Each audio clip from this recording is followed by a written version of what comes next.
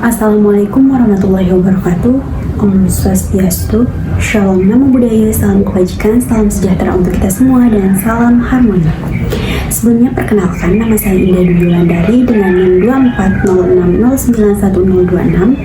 Saya dari program studi Diploma 3 Kebidanan Fakultas Kedokteran Universitas Pendidikan Ganesha. Nah, pada video kali ini kita akan membahas mengenai mekanisme persalinan. Tapi sebelum itu, kita harus mengetahui terlebih dahulu mengenai anatomi panggul dan juga anatomi kepala janin. Nah, untuk mengetahui hal tersebut, maka simak terus video ini. Nah, pada video pertama di sini kita akan membahas mengenai anatomi panggul. Nah, kita ketahui bahwa panggul dibagi menjadi dua bagian, yaitu ada panggul palsu atau false pelvic atau pelvic major yang tidak memiliki kaitan dengan persalinan. Kemudian yang kedua di sini ada pelvic minor atau panggul sejati atau true pelvic yang erat sekali kaitannya dengan persalinan. Nantinya kita akan membahas mengenai pelvic minor yang terdiri dari pintu atas panggul atau inlet, kemudian ada bagian tengah panggul atau midlet, dan juga bagian pintu bawah panggul atau outlet. Namun sebelum itu kita harus ketahui mengenai anatomi panggul terlebih dahulu. Panggul terdiri dari 4 tulang, yakni ada 2 tulang panggul paha atau os coxae, kemudian 1 tulang kelangkang atau os sacrum, kemudian 1 tulang tungging atau os coccygeus. Nah, yang pertama kita bahas yakni mengenai os coxae.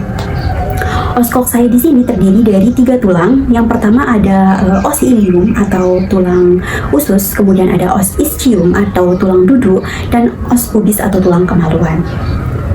Nah, yang pertama di sini adalah os ilium. Os ilium merupakan bagian terbesar dari os coxae, di mana pada tepi os ilium terdapat bagian menebal yang disebut dengan crista iliaca. Nah, pada bagian depan dari crista iliaca di sini terdapat tonjolan yang disebut dengan spina iliaca anterior superior atau yang biasa kita kenal dengan sias. Nah, beberapa senti di bawah sias terdapat spina iliaca anterior inferior. Kemudian pada belakang crista iliaca terdapat spina iliaca posterior superior, dan beberapa senti di bawahnya terdapat spina iliaca posterior inferior. Nah, itu tadi mengenai os ilium. Selanjutnya ada os ischium. Os ischium di sini pada bagiannya terdapat tonjolan yang dinamakan dengan spina ischiadica. Kemudian yang selanjutnya ada os pubis yang merupakan atau tulang kemaluan di sini, yang pada os pubis terdapat lubang yang disebut dengan foramen obturatorium yang merupakan lubang hasil pembentukan dari pertemuan os pubis dengan os ischium. Nah, di sini pada tepi atas dari foramen obturatorium terdapat ramus superior osis pubis, kemudian pada tepi bawahnya terdapat ramus inferior osis pubis. Nah, di antara ramus osis pubis kanan dan ramus osis pubis kiri terdapat sebuah sudut yang membentuk sudut 90 derajat. Nah, ukuran normalnya itu 90 derajat dan tidak boleh kurang. Selanjutnya kita akan membahas mengenai os sacrum. Os sacrum atau tulang kelangkang di sini merupakan bagian tulang yang tersusun dari 5 ruas yang disebut sacrum 1 sampai dengan sacrum 5. Adapun os sacrum di sini berbentuk segitiga terbalik. Nah, pada bagian belakang os sacrum terdapat cuat duri yang disebut dengan crista sacralis. Nah, kemudian pada bagian atas belakang dari os sacrum di sini berbatasan dengan lumbal kelima, sehingga disebut dengan articulatio lumbosacralis. Kemudian pada bagian depan dari sacrum di sini terdapat tonjolan yang disebut dengan promontorium. Selanjutnya kita akan membahas mengenai os coccygeus atau tulang tungging di sini yang bentuknya mirip seperti os sacrum, yakni segitiga terbalik. Namun os coccygeus di sini tersusun dari 3 sampai 5 ruas tulang yang bersatu. Kemudian os coccygeus di sini nantinya dapat bergerak dalam membuka jalan lahir. Nah, itu dia tadi mengenai anatomi panggul. Selanjutnya kita akan membahas mengenai ukuran dari panggul yang dibagi menjadi 3 bagian. Ada inlet atau PAP atau pintu atas panggul, kemudian ada midlet atau bagian tengah panggul, dan yang terakhir ada outlet atau bagian pintu bawah panggul. Yang pertama yakni mengenai inlet. Inlet di sini memiliki beberapa bagian. Yang pertama ada conjugata diagonalis, yakni diameter dari tepi bawah simfisis sampai ke promontorium, yang panjangnya kurang lebih yakni 12,5 cm. Kemudian yang kedua yakni ada conjugata obstetrika. Nah, conjugata obstetrika di sini yakni diameter dari pertengahan simfisis sampai ke promontorium. Panjangnya kurang lebih 10,5 cm. Dan yang ketiga di sini ada conjugata pera. Conjugata pera di sini merupakan diameter dari PAP dari tepi atas simfisis sampai ke promontorium. Panjangnya itu dapat diketahui dengan cara mengurangi diameter diagonalis dikurangi dengan 1,5. Selanjutnya ada diameter transvers, di mana ukuran dari linea innominata kiri dan linea innominata kanan, yakni panjangnya kurang lebih 12 sampai 13 cm. Dan yang terakhir yakni ada conjugata oblik. Conjugata oblik di sini merupakan diameter dari artikulasio sacroiliaca yang merupakan perbatasan antara sacrum dengan ilium sampai ke ramus superior osis pubis. Nah, panjangnya itu kurang lebih 12,5 sampai 13,5 cm. Nah, itu dia tadi mengenai diameter PAP. Selanjutnya kita akan bahas mengenai bidang tengah panggul atau midlet. Di sini dia memiliki dua ukuran, yakni ada bidang luas panggul dan juga bidang sempit panggul. Nah, bidang luas panggul di sini yakni diameter panggul dari pertengahan simfisis sampai pertemuan sakrum 2 dan 3. Itu kurang lebih panjangnya itu 12,75 dikali 12,5. Kemudian ada bidang sempit panggul. Bidang sempit panggul di sini ukuran dari tepi bawah simfisis sampai ke spina ischiadica. Nah, ukurannya itu kurang lebih 11,5 dikali 11 cm. Selanjutnya ada pintu bawah panggul atau PBP atau outlet. Di sini merupakan ukuran panggul, diameter panggul ada beberapa bagian. Yang pertama ada diameter anterior posterior yang merupakan diameter dari tepi bawah simfisis sampai ke os coccygeus. Diameternya di sini ukurannya kurang lebih 10 sampai 11 cm. Kemudian ada diameter melintang yang ukurannya itu kurang lebih 10,5 cm. Nah, selanjutnya kita akan membahas mengenai otot dan juga ligamen.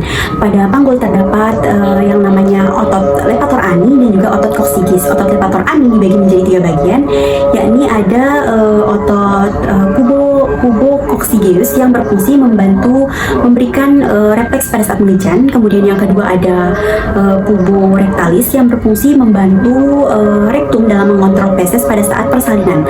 Kemudian yang ketiga di sini ada ilio-coccygeus yang berfungsi dalam memberikan fleksibilitas pada saat persalinan. Kemudian ada otot yang selanjutnya ada otot coccygeus, yakni otot pada tulang ekor yang dapat menggerakkan tulang ekor pada saat persalinan untuk membuka jalan lahir. Kemudian yang selanjutnya mengenai ligamen. Ligamen di sini ada beberapa ligamen yang menjadi penyusun dari panggul. Ligamen di sini yang pertama ada ligamentum sacrouterinum, yakni ligamen yang terbentang dari sacrum sampai ke rahim. Kemudian yang kedua ada ligamentum cardinale, yakni ligamen yang berfungsi utama dalam menyokong cervix. Kemudian yang ketiga ada ligamentum rotundum, yakni ligamen yang membentang dari rahim sampai ke labia mayor. Kemudian yang terakhir yakni ada ligamentum inguinale yang merupakan ligamen yang menjadi bertugas utama dalam menyokong dari panggul itu sendiri. Nah, itu dia penjelasan mengenai anatomi panggul. Selanjutnya kita akan melanjutkan ke penjelasan mengenai anatomi kepala janin. Nah, setelah tadi kita membahas mengenai anatomi panggul, pada video ini kita akan membahas mengenai anatomi kepala janin. Nah, kita kelompokkan terlebih dahulu. Anatomi kepala janin di sini ada yang berdasarkan tengkorak dan juga berdasarkan muka. Anatomi kepala janin berdasarkan tengkorak di sini ada os frontal atau tulang dahi, kemudian os parietal atau tulang ubun-ubun, kemudian os occipital atau tulang kepala bagian belakang, dan juga ada os temporal atau tulang pelipis.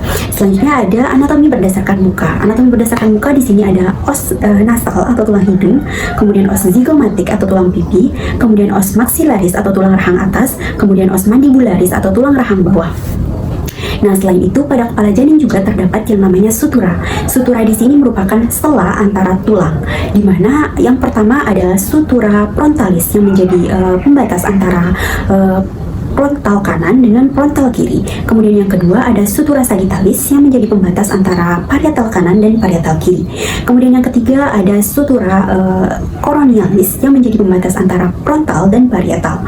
Kemudian yang keempat di sini ada sutura lamboidea yang menjadi pembatas antara parietal dengan occipital. Nah, selain sutura, di kepala janin juga terdapat yang namanya fontanella. Fontanella sendiri merupakan ubun-ubun di mana ada dua macam, yakni ada fontanella mayor dan fontanella minor. Fontanella mayor atau ubun-ubun besar di sini merupakan pertemuan dari sutura sagittalis, sutura frontalis, dan juga sutura coronalis. Kemudian ubun-ubun kecil atau fontanella minor di sini merupakan pertemuan dari sutura sagittalis dengan sutura lamboidea. Nah, selanjutnya kita akan membahas mengenai ukuran dari kepala janin. Terlebih dahulu kita kelompokkan ukuran kepala janin di sini menjadi 3 kelompok. Yang pertama ada diameter, kemudian yang kedua ada diameter melintang, dan yang ketiga ada keliling atau sirkumferensia. Yang pertama yakni diameter. Yang perlu kita ketahui yang pertama ada diameter occipito subpragmatica, yakni dari occipital, diameter dari occipital sampai ke pertengahan pragmatik yang panjangnya kurang lebih 9,5 cm. Kemudian diameter yang kedua di sini ada diameter occipito frontalis, yakni diameter dari occipital sampai ke frontal yang ukurannya kurang lebih 11,5 cm. Selanjutnya yang ketiga di sini yakni ada diameter mento occipitalis, yakni dari dagu sampai ke occipital, di mana panjangnya yaitu kurang lebih diameternya itu kurang lebih 14,5 cm. Kemudian ada diameter yang keempat di sini ada diameter submento pragmatica, yakni dari diameter dari dagu sampai ke pertengahan pragmatik yang panjangnya kurang lebih 9,5 cm. Selanjutnya ukuran yang kedua yakni ada diameter melintang, yakni ada diameter biparietal yang ini antara dari parietal kanan ke parietal kiri itu panjangnya kurang lebih 9,5 cm. Kemudian ada yang kedua yaitu ada diameter bitemporalis, yakni dari temporal kanan ke temporal kiri yang panjangnya 8 cm. Nah, selanjutnya kita bahas mengenai keliling dari kepala janin. Keliling kepala janin di sini dibagi menjadi beberapa bagian. Yang pertama ada sirkumferensia suboccipito pragmatica. Suboccipito pragmatica di sini kelilingnya kurang lebih 32 cm. Kemudian yang kedua di sini ada sirkumferensia occipito frontalis, yakni keliling dari occipital sampai ke frontal, yakni kurang lebih panjangnya kelilingnya yaitu 34 cm. Selanjutnya ada diameter occipito mento. Occipito mento yakni dari occipital sampai ke dagu. Kelilingnya kurang lebih 35 cm. Nah, selain yang sudah dijelaskan tadi, pada kepala janin juga terdapat yang namanya moulage. Moulage di sini yang mempengaruhi perubahan bentuk kepala janin. Nah, itu dia pembahasan mengenai kepala janin, anatomi dari kepala janin.